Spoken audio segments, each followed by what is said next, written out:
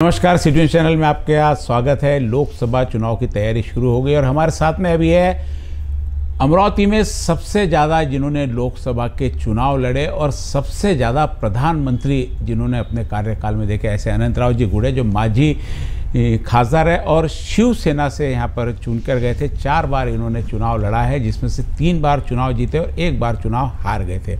और अपने कार्यकाल के दौरान उन्होंने 5 से 6 प्रधानमंत्रियों को अपने सदन में देखा है। सरकार के साथ में भी रहे और विपक्ष में भी रहे। ऐसे बहुआयामी हमारे साथ में अनंतराव जी गुड़े जो ज़मीन से जुड़े हुए, जानते उनके कुछ लोकसभा के अनुभव और अमरावती के मतदाता किस प्रकार के किस करवट में बैठते, क्योंकि जब वो चुनाव जीत के आए थे उसके पहले यह गढ़ हमेशा कांग्रेस का कहलाया था। उस कांग्रेस के गढ़ को इन्होंने ध्वस्त किया और शिवसेना का यहाँ झंडा गाड़ा।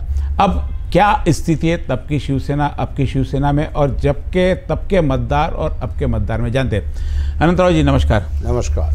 आपने सबसे ज़्यादा शायद अमरावती में लोकसभा के चुनाव लड़े हैं। सही बात। उस हिसाब से आपका अनुभव और यहाँ की जनता के मन में क्या रहता है, और तब की शिवसेना और अब की शिवसेना में फ़र्क है, किस प्रकार से देखते हैं? अभी सबसे पहले कि आपका अनुभव क्या रहा है यहाँ की लोकसभा का, लोगों मतदार, यहाँ का मतदाता किस प्रकार का है?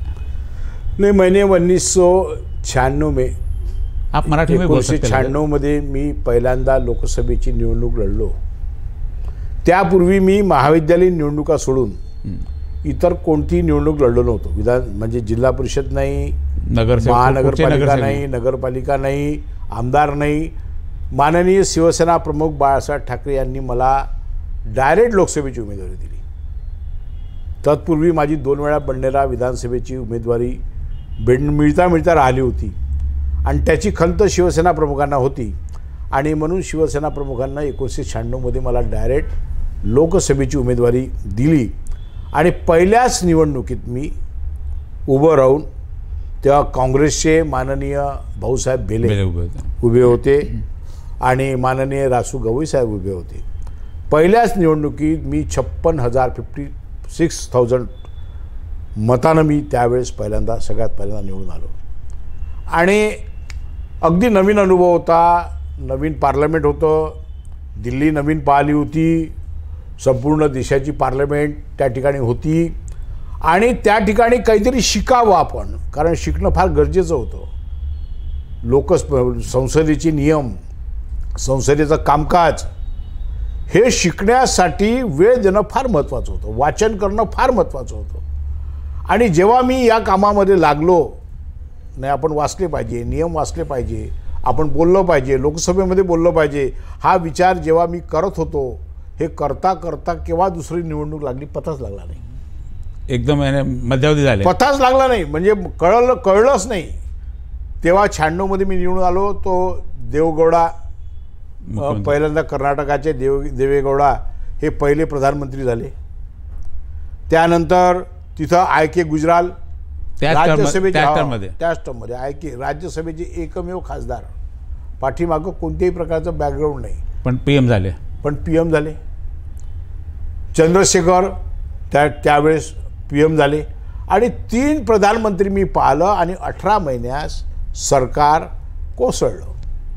मध्यावधी निवडणुका लागल्या आणि मध्यावधी निवडणुका लागल्यामुळे मला कळलंच नाही का आपण 5 वर्षासाठी निवडून आलो होतो आणि पुन्हा, पण हे 18 महिन्यात कसं काय निवडणुका लागल्या याचा पताच लागला नाही। परंतु दुर्दैवाने म्हणा, निवडणुकीला सामोरे जावं लागलं आणि सुदैवाने म्हणा, म्हणजे त्यावेळेस दुर्दैव आडवं आलं, सुदैवाने म्हणा की मी अगदी कमी मतानं, म्हणजे 10,000 12,000 मतानं तेव्हा पराभूत झालो।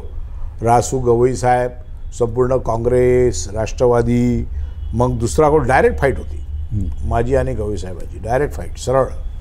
त्या दोघांच्या लढतीमध्ये गवई साहेब तेव्हा 10-12,000 मतांनी निवडून आले आणि मी पराभूत झालो। पण मी पराभूत झाल्यानंतर मी कुठे कुठे मला कमी मतं पडली याचा अभ्यास मी केला आणि त्या कामात मी लागलो, कारण तेव्हाही अनस्टेबल गव्हर्नमेंट आली होती, वाजपेयी प्रधानमंत्री झाले होते, सरकार टिकेल की नाही याची काळजी सर्वांनाच होती आणि शेवटी 10 महिन्यात माननीय प्रधानमंत्री अटल बिहारी वाजपेयी यांचं सरकार एका मतानं पडलं. इतिहासामध्ये कदाचित ही नोंद होईल की लोकसभेच्या अध्यक्षाच्या एका मतानं त्यावेळेस ते सरकार पडलं आणि पुन्हा निवडणुका लागल्या. तो वेळ होती 2000 आलं होतं आणि 2000मध्ये पुन्हा निवडणूक आली. पुन्हा मी उभा झालो निवडणुकीला आणि पुन्हा निवडणूक आलो होतं तेव्हा मी जवळपास 75,000 मतानं निवडून आले. मी विजयी झालो. अनेक उमेदवार उभे होते.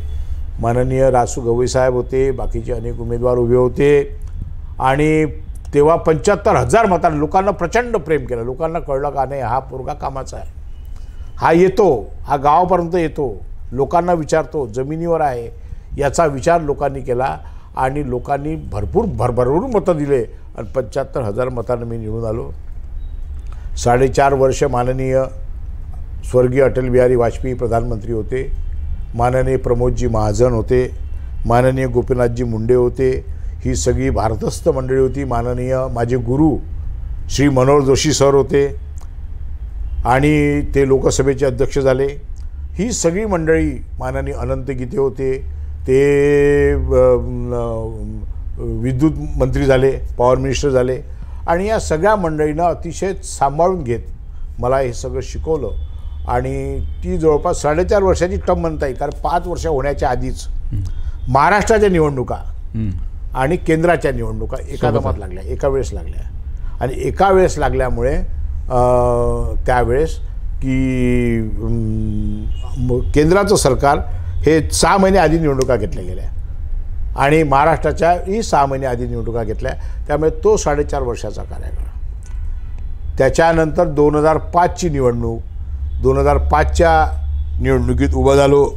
माननीय बच्चूभाऊ कडू, माननीय रफिक सेठ, मी शिवसेनेचा उमेदवार, अशी जंगी फाईट झाली आणि त्या जंगी लढतीमध्ये पुन्हा मी थोड्या मतांनी का होईना पण विजयी झालो. मला असं वाटते की तुमची जर लोकांशी बांधिलकी असली, तुम्ही जर लोकांसोबत प्रामाणिकपणे वागत असले, तुम्हाला जो काही निधी मिळतो तो जर लोकांसाठी तुम्ही जर खर्च करा तर लोक अजूनही तुम्हाला मतं देतात, तुमच्याकडे पाहतात. मी बळेजावपणा कधी केला नाही. मी सिक्युरिटी घेऊन, सगळ्यात महत्त्वाचं, मी 15 वर्ष खासदार झालो पण कधीही पोलीस घेऊन मी फिरलो नाही. माझा कार्यकर्ता हीच माझी सिक्युरिटी होती आणि ज्या जनतेनं मला निवडून दिलं होतं त्या जनतेवर माझा पूर्णपणे विश्वास होता. जर माझा घात झाला असताच तर तो एखाद्या मतदारानं केला असता. त्यामुळे मला मतदाराची अजिबात भीती नव्हती. माझ्या भाऊबंदसारखे होते आणि त्याच्यामुळे मी कधीही पोलीस घेऊन, सिक्युरिटी घेऊन फिरलो नाही. माझे कार्यकर्ते माझी सिक्युरिटी होती आणि असे मी जवळपास 15 वर्ष, 14 वर्ष मी या सगळ्या लोकसभेचे काढले. कंटिन्यू आपके बाद में भी ये सीट यहाँ पे रिजर्वेशन में चली गई, उसके बाद में भी शिवसेना 2 बार लगातार यहाँ पे चुन के आई हुई. तो जो ग्राउंड आपने बनाया था, जो की थी, उसके बाद में शिवसेना को यहाँ पे हार का सामना करना पड़ा. तो मतदाता ऐसे कैसे परिवर्तित हो जाता है एकदम? नाही, असं नाही की मी जी कामाची ठेवण ठेवली होती तर त्यामुळे मी जे कामं केले होते त्या कामाच्या ताकदीवर या ठिकाणी शिवसेना बांधली. जिल्हा परिषद सदस्य निवडून आले, महानगरपालिकेचे सदस्य निवडून आले. ते जे ताकद शिवसेनेची आम्ही निर्माण केली होती त्या ताकदीच्या भरवशावर रिझर्वेशनमध्ये झाल्यानंतरही शिवसेनेचा उमेदवार बाहेरचा असूनही निवडून आला. पण जे काम मी केलं होतं ते काम त्यांनी करणं अपेक्षित होतं, पण त्यांनी ते काम केलं नाही. त्यांनी काय केलं? त्यांनी पुढच्या निवडणुकीत पोराला आमदारकी केलं, बाकी काही केलं नाही. आणि मुलाला त्या ठिकाणी आमदार केलं, स्वतः इथं खासदार. सगळं लक्ष याच गोष्टीकडे, लोकांच्या विकासाकडे, लोकांच्या प्रश्नाकडे त्यांचं अजिबात लक्ष नव्हतं. कार्यकर्ते जे होते शिवसेनेचे, ज्यांनी रात्रीचा दिवस आणि रक्ताचं पाणी केलं होतं, त्यांना ज्या महापालिकेच्या निवडणुका किंवा जिल्हा परिषदच्या निवडणुका इथं जे उमेदवाऱ्या पाहिजे होत्या त्या त्यांना दिल्या नाही. चांगले कार्यकर्त्याला दूर लोटलं गेलं. नवीन लोकांना बोलावून त्या ठिकाणी काँग्रेसमधल्या लोकांना या ठिकाणी आणून महानगरपालिकेचं स्वीकृत सदस्य केलं. ह्या ज्या त्यांनी प्रचंड चुका केल्या ह्या चुका जनतेच्या लक्षात आल्या, जनतेच्या लक्षात आल्या. लोकांना कळलं का हा माणूस आपला नाही आहे. अनंत गुढे आपला होता, आपण अनंत गुढेच्या मनानं यांना विजयी केलं, पण हा लोकांची सेवा करू शकत नाही, लोकांना करत नाही, विकासाचं काम करू शकत नाही, आणि त्या काळात काही झालं नाही. आणि त्याच्यामुळे लोकांनी शेवटी विकासाच्या नावावर दुसऱ्याला मतदान देण्याचा निर्णय घेतला. शेवटी लोकशाही आहे. लोकशाहीमध्ये लोकांच्या समोर अनेक पर्याय उभे असतात. वेळेवर नवीन पर्याय तयार झाला आणि शिवसेनेचा अतिशय थोड्या मतांनी पराभव झाला. वास्तविक तो होण्याची गरज नव्हती, पण आज असं वाटते बरं झाला. आणखी एक खासदार पक्ष सोडून गेला असता, आपका भी कम से कम आणखी एक खासदार पक्ष सोडून गेला असता. आलं का लक्षात? कमीत कमी ते तरी बरं झालं. मी प्रामाणिकपणे शिवसेनेचं काम करत असतो. प्रामाणिकपणे शिवसेना, एके शिवसेना, माझ्या गाडीला झेंडा लागला आहे शिवसेनेचा. धनुष्यबाण चिन्ह होतं, धनुष्यबाणा झेंडा होता. आज मशाल चिन्ह आहे माझ्या गाडीवर, मशालचं चिन्ह आहे. मी प्रामाणिकपणे काम करतो. अनेक आमिष या काळामध्ये मला आले, लोकसभेचा खासदार असतानाही आले, नंतरही आले, आजही लोक म्हणतात. पण मी कोणत्याही आमिषाला बळी न पडता शिवसेना, एके शिवसेना म्हणजे आज उद्धव बाळासाहेब ठाकरे या शिवसेनेचा मी सदस्य आहे आणि त्याचंच मी काम करत असतो. अब जैसे बताया कि आपने 2 टर्म में इन्होंने आपके खासदार थे तब, उन्होंने काम नहीं किया. आप लोगों का काम था कि उनसे काम करवा ले. कार्यकर्ताओं का काम था, ऊपर से पार्टी भी थी, उनका काम था, लेकिन जो भी कारण रहे होंगे काम नहीं हुआ और उनको हार का सामना करना पड़ा. तो यहाँ के मतदाता पार्टी ओरिएंटेड रहते, व्यक्ति ओरिएंटेड रहते, या काम को चाहते, या अटैचमेंट चाहते? जैसे हमने पिछले आपके पहले टर्म में देखा, 2 टर्म यहाँ उषाताई चौधरी थी, लेकिन जब वो अगली बार तीसरी बार चुनाव लड़ी तो यहाँ सुदाम काका सामने खड़े थे. तो यहाँ पे सारे अमरावती में हर जगह बोर्ड लगे थे अपन यहाँ पायलट का. 10 साल में कभी उन्होंने मतदार संघ में झाँक कर भी नहीं देखा, जिसका उनको वहाँ पे नुकसान भुगतना पड़ा कि मतदाताओं के संपर्क में नहीं रहे. अरसुल साहब के साथ में भी शायद बाहर के होने के कारण वो मतदाता के संपर्क में, कार्यकर्ता के संपर्क में नहीं रहे. अब आने वाला चुनाव, आप वर्तमान खासदार के बारे में ऐसा बोल सकते हैं कि मतदाताओं के संपर्क में नहीं तो उसको नुकसान भुगतना पड़ेगा करके? नाही, कसं आहे, कोणीही मतदाराला गृहीत धरू नये का हा माझा मतदार आहे.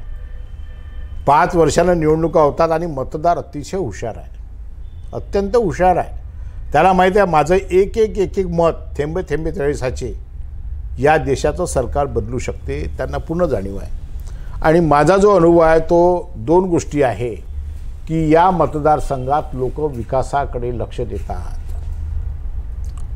विकासाच्या गप्पा मारणारे कोण आणि प्रत्यक्षपणे विकास करणारे कोण? आता उदाहरणार्थ जर सांगितलं की मी माझ्या काळामध्ये मोथ्यामध्ये विंड पॉवर सुरू केली.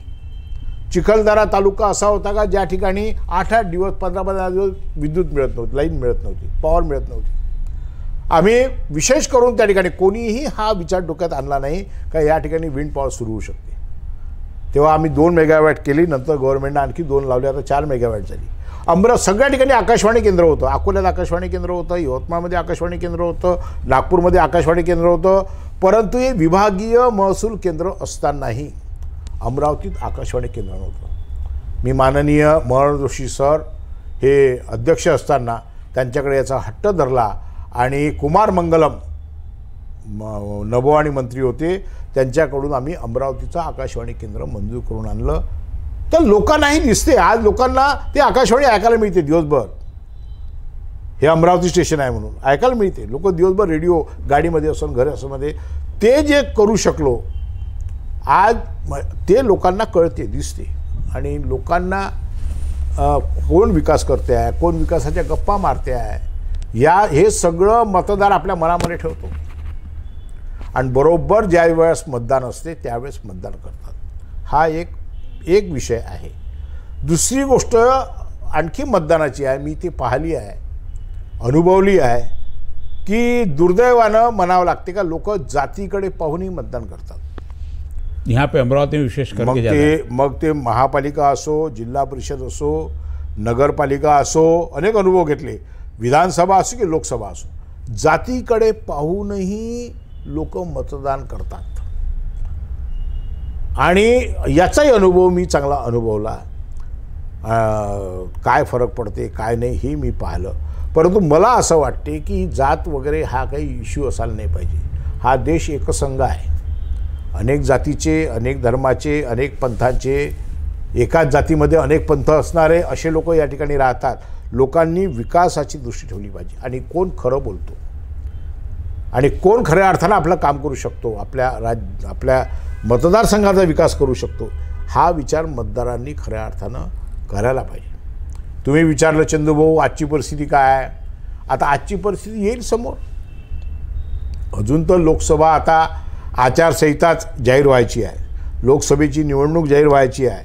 कोण कोण उमेदवार उभे राहणार आहेत हे व्हायचं आहे, निश्चित व्हायचं आहे. एकदा उमेदवार निश्चित झाले आणि निवडणुकीला जोर चढला, नॉमिनेशन फॉर्म भरले गेले, उमेदवारी अर्ज दिले गेले की त्यानंतर खऱ्या अर्थानं कोण कोण कशी लढत होणार आहे हे लोकांना कळणार आहे. त्यामुळे कोण कसा विचार करतो हे आजच्या स्थितीमध्ये सांगणं कठीण आहे.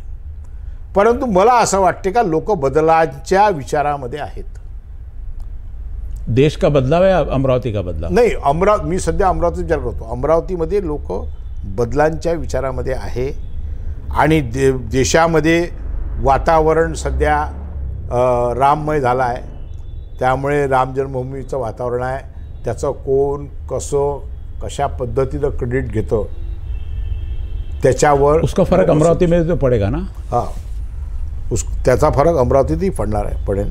परंतु अमरावतीमध्ये काय होते हे एकदा जोपर्यंत नॉमिनेशन होत नाही तो आणि उमेदवार निश्चितपणे होत नाही तोपर्यंत नक्की आज काही सांगता येत. एक उम्मीदवार तय है लोकसभा के लिए, वो भी कल 28 तारीख को उसका भी फैसला हो जाएगा. वो खड़े रह सकते नहीं रह सकते. बाकी विपक्ष के पास में अभी कोई भी उम्मीदवार कहीं पे भी कंफर्म नहीं है. सीट किसको जाएगी ये कंफर्म नहीं. आज की तारीख में 2 महीने भी नहीं बचे चुनाव को. आचार संहिता लगी, उसके 1.5 महीने बाद में हो जाएगा. शायद 15 से 20 अप्रैल के बीच में यहाँ पे चुनाव होना चाहिए. उस हिसाब से 1.5 से पौने 2 महीने अभी बाकी है. 2300 गांव का यह पूरा मतदार संघ है. इस मतदार संघ में क्या 1 महीने का उम्मीदवार देके क्या सही में मतदारों तक पहुंच सकते, मतदारों की समस्या समझ सकते या विकास की बात कर सकते, या जो 5 साल से लगातार मतदार संघ में घूम रहे हैं उनके है, और ये क्या 1 महीने में घूमने वालों को फर्क नहीं पड़ेगा. आता विपक्ष के पास तो उम्मीदवार ही नहीं ना अभी. पूर्वी आमच्या वेळेसही एवढी मीडिया पॉवरफुल नव्हती. इलेक्ट्रॉनिक मीडिया नव्हती, सोशल मीडिया नव्हती, व्हॉट्सअप, फेसबुक, इंटरगाम हे सगळ्या नव्हत्या. आज लोकांना सगळ्या फॅसिलिटी झाल्या आहे. इंटरगाम पाहायला मिळते, दिवसभर गाडीत बसलं, व्हॉट्सअप, टेलिग्राम. त्याच्यामुळे प्रचाराची जी पद्धत आहे ती प्रचाराची पद्धत बदलली आहे. एका ठिकाणून बोलल्या का सगळं देशभर जगभर तुमचं काय म्हणणं आहे, तुम्हाला काय सांगायचं आहे पसरते. आणि असं काही नाही, लोकांचं असं थोडी म्हणणं असते का आमच्यापर्यंतच उमेदवार आला पाहिजे. एवढा मोठा मतदारसंघ आहे, एवढा मोठा देश आहे. परंतु कोणता पक्ष निवडणूक लढवतो, त्या पक्षाची भूमिका काय आहे, कोणता उमेदवार निवडणूक लढवतो त्याची भूमिका काय आहे, या 2 गोष्टीवर लोकसभेसारख्या निवडणुका होतात. आणि विपक्ष, तुम्ही म्हणता का विपक्षाकडे अजूनही उमेदवार नाही. विपक्षाजवळ उमेदवार आहे, भरपूर आहे म्हणूनच तो प्रॉब्लेम आहे. विपक्षाजवळ उमेदवार आहेत, चांगले क्वालिटीचे उमेदवार आहे. त्या उमेदवाराचं सगळी चाचपणी झालेली आहे. परंतु अजूनही सत्तारूढ पक्षानंही देशात एकही उमेदवार जाहीर केला नाही. म्हणजे याचा अर्थ आहे की त्यांच्याजवळ उमेदवार नाही. कारण उमेदवार जाहीर करण्याची प्रक्रियाच व्हायची ना.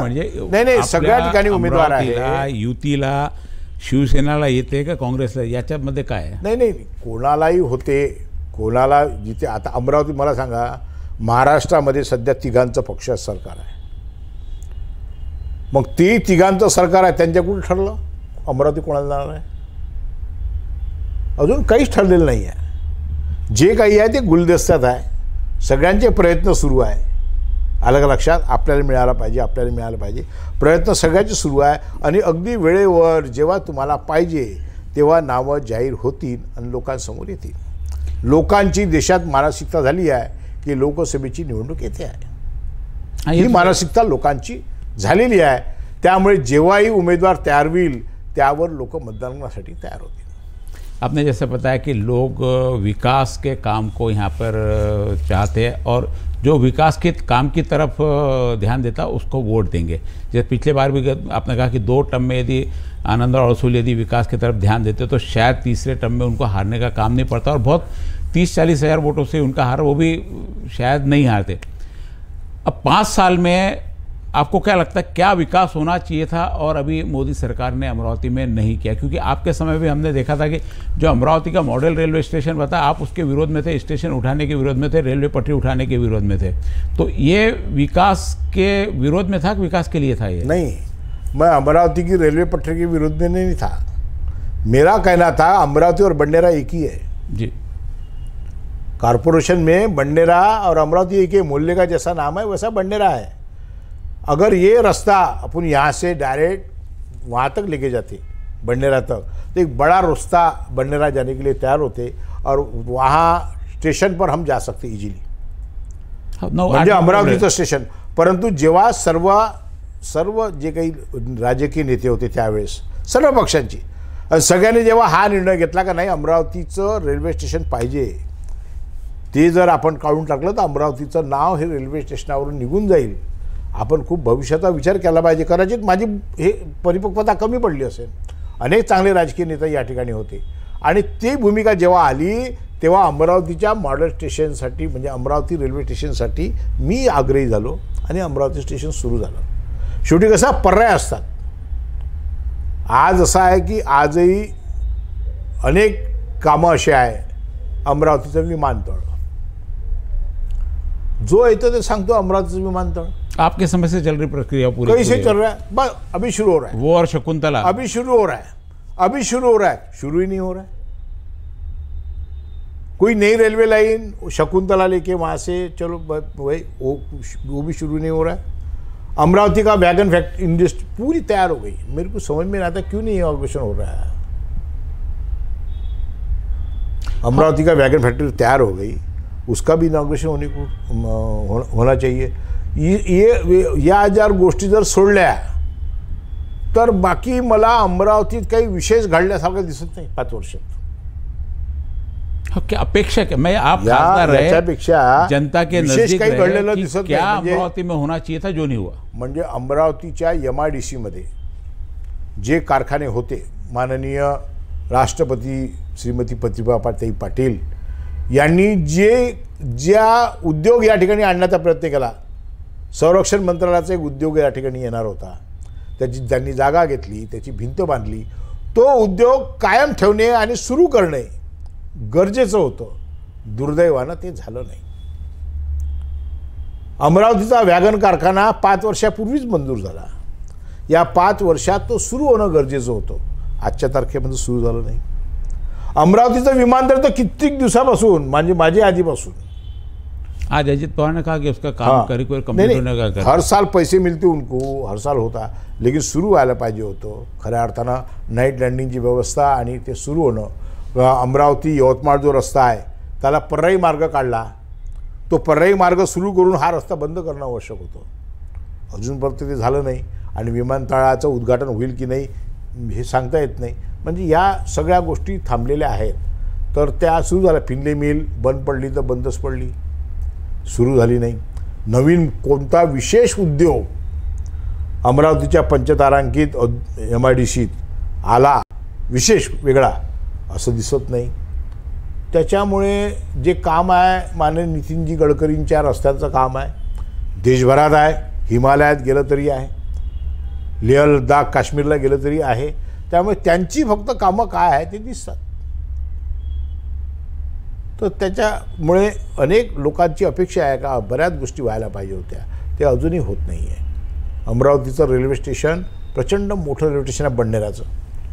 बंडेराच्या रेल्वे स्टेशनवर दिवसभरात 256 रेल्वे गाड्या येतात, ज्या थांबतात येणाऱ्या आणि जाणाऱ्या। परंतु त्या पद्धतीनं अमरावती रेल्वे स्टेशनची विकास व्हायला पाहिजे होता, तो अजून झाला नाही। ज्या लोकांनी नवीन ब्रिज बांधला फ्लायओव्हर, तो फ्लायओव्हर ज्यांनी जे बंडेराला गेले असतील आणि त्या फ्लायओव्हरवरून ज्यांनी प्रवास केला असेल त्यांना कळलं असेल तो फ्लायओव्हर कसा झाला, तर किती लांब तर झाला। जर एखादी अडचण जर झाली तर पूर्वीचे जे फ्लायओव्हर होते त्या पटकन वर चढता येतात, खाली येतात, जुने इंग्रजाच्या काळातले. पण आज जे फ्लायओव्हर केला आहे, पूल केला आहे, तो पूल जर पाहिला तर मला असं वाटत नाही की ते योग्य पद्धतीने झाला. या गोष्टीकडे लक्ष देण्याची गरज होती, झाली नाही. बडनेरा का एक स्टेशन ऐसा लगता है कि जहाँ पे डायरेक्ट स्टेशन बिना पुल चढ़े कोई ट्रेन नहीं पकड़ सकती. क्योंकि मैं भी 100 रेलवे स्टेशन पे तो शायद इतने सालों में ज़िंदगी में गया हूँ, लेकिन कहीं पे भी ऐसा नहीं हुआ कि बिना पुल की आप ट्रेन ही पार नहीं कर सकते. लेकिन बडनेरा एक अमरावती में बगैर पुल, अमरावती है ना, अमरावती में है ना, दोनों साइड से जा सकते, दोन्ही जाऊ शकता बगर है ना, वहाँ पर दोनों साइड से भी जाना है तो पुल से ही जाना पड़ता है. दोन्ही बाजूला भरपूर जागा आहे. तो इसका आपका कभी ध्यान गया कि हमको भरपूर जाना पड़ता करके? हाँ, जेव्हा म्हणजे आम्ही जेव्हा उत्तर बाजू, मी जेव्हा खासदार होतो तेव्हा फक्त दक्षिण बाजूचं तिकीट खिडकी आणि विंडो होती. एक साइड आम्ही उत्तर बाजूची सुरुवात केली आणि उत्तर बाजूची सुरुवात केल्यानंतर आमचं असं होतं, हा 3 नंबरचा जो प्लॅटफॉर्म आहे हा वर्किंग प्लॅटफॉर्म करायचा, इथून डायरेक्ट जाण्यासाठी रस्ता करायचा, डायरेक्ट त्या 3 नंबरच्या प्लॅटफॉर्म आपण जाऊ शकतो. ते करणं आवश्यक आहे.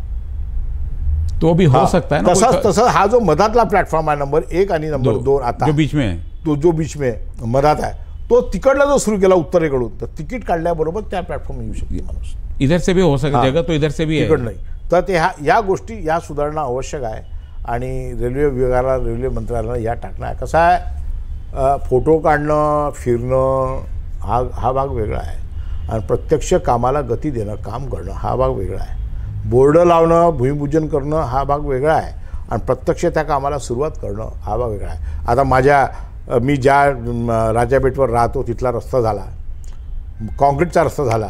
मी त्याला म्हटलं, बा हे पेविंग जो दोनों बाजू की पेविंग है, बजाज ने केला, दोनों बाजू की पेविंग बढ़ा दो. बोले साहब 2 करोड़ का रास्ता, कि 1 पैसा नहीं मिला,